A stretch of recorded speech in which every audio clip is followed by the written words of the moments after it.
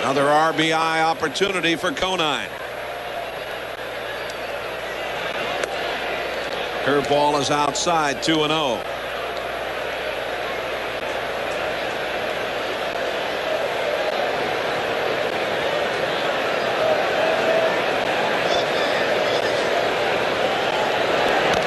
That's foul. You know, one of the things, Jay, that I found very interesting about this St. Louis Cardinals pitching staff is that they have given up the most hits, or close to the most hits, other than Colorado in the league. And the one thing that they did do is they have the lowest total of walks. That's a lot to do with that man, Joe Coleman, but also with the likes of Rene Arocha and Bob Tewksbury on the mound, and they don't walk anybody. But they also have the lowest strikeout total of their pitching staff in the whole National League. They also have 101 double plays, which have been helpful. 2-2 the count. Well, they're about right in the middle of the pack when it comes to fielding percentage. Right. And then as far as their pitching staff goes, it's below the Florida Marlins. They coming into tonight's game with a 4.09 ERA. The Marlins 3.87. But the Marlins have their pitching staff 100 more strikeouts than the St. Louis Cardinals staff. So, and there's a reason for their success right there, Mr. Marcel Latchman. That's right. The walk to Conine, 2 on and none out, and Sheffield coming up. But you can usually tell the success of a team on the statistics when it comes to how well they hit, and you see their pitching performance and where they stand there. Well, St. Louis second in the league in hitting, but you see how low they are in team pitching. They're sixth from the bottom, so right in about the middle of the pack. Their fielding percentage about in the middle, and then Joe Coleman's going to go out there and have a chat with Rene Arocha. But then you look at San Francisco and you see them, they're right at the top of both, and that's the reason why they're in first place. And they have played really remarkable baseball. I mean, everybody talked about them getting Bonds, of course, but that has been some record when you look at it at this point in the proceedings. San Francisco 72-35 coming into today's play. Yeah, and it is the best record in baseball. Philadelphia second to San Francisco with a 68-40 record. And then when you look over in the American League in the Eastern Division, Toronto with that 63-46 record. I mean, that's 5 games off of the Phillies. And then the best in the West is Chicago with 59 wins. Yankees beat Toronto 5-4 this afternoon. Sheffield looks at one low. Sheffield doubled, picked up his 53rd RBI in the first. Barbry's at second, Conine at first, none out here in the third in the 2-2 game. 2-0.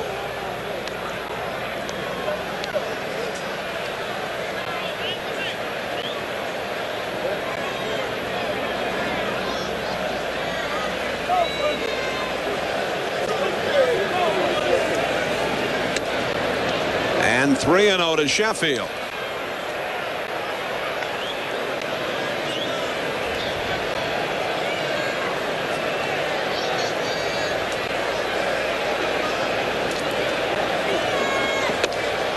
That's right down the heart of the plate.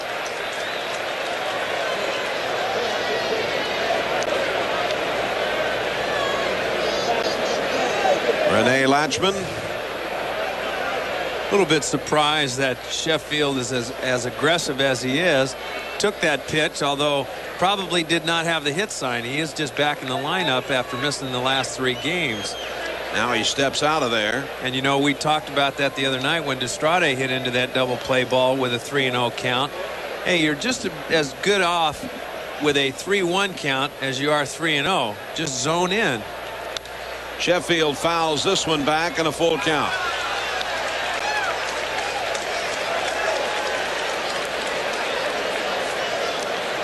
It's a 2-2 game.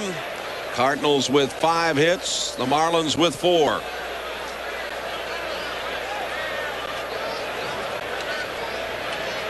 Well, this will be interesting. If Rene Lachemann has both runners running here, fielders are pretty much straight up. And Barbary was trying to get a little bit bigger of a lead, but it didn't seem like he was going anywhere. Arocha was holding the ball a long time, and that's the main reason why Sheffield backed out. And you certainly don't want to take yourself out of an inning right now, especially when there's nobody out. And a double play ball, and Ozzie muffs, and he only has the one play to first. Barbary was running. Well, no, he didn't run at first. It no, was actually Conine was moving more than Barbary. It seemed like maybe Barbary had missed a sign. Cookie Rojas talking to him right now. And Sheffield, you know, for a power hitter, really doesn't strike out a great deal. And Rene Lachemann had him going. You see, Barbary was just kind of sidestepping out there, and a hot shot to Ozzie Smith that he doesn't come up cleanly with, and because of that, Conine sliding in safely and Sheffield out at first. But now runners at second and third and just one out.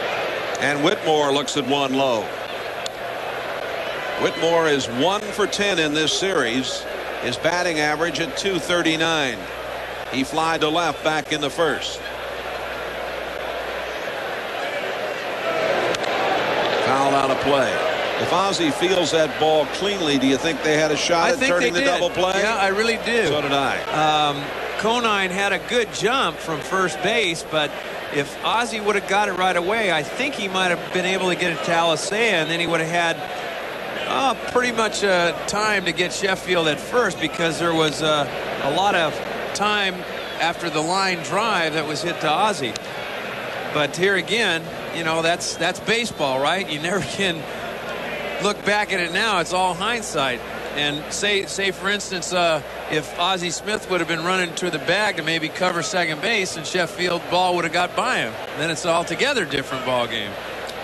1 ball and 2 strikes. And he strikes him out. A very big strikeout for Arocha against the rookie.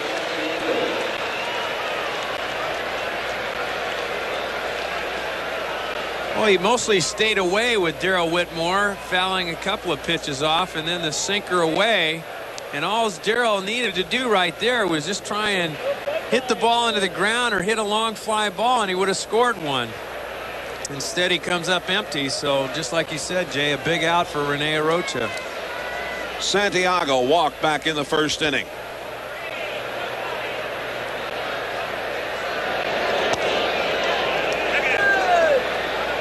They asked for the appeal, and Kerwin Danley, the first base umpire, says no, he didn't go. 1 ball to Benny. Barbary opening this inning with a double. Conine walking. Sheffield grounding out. Barbary and Conine moving on. Whitmore strikes out, so it's 2 on and 2 out, and that's low. 2 balls and no strikes.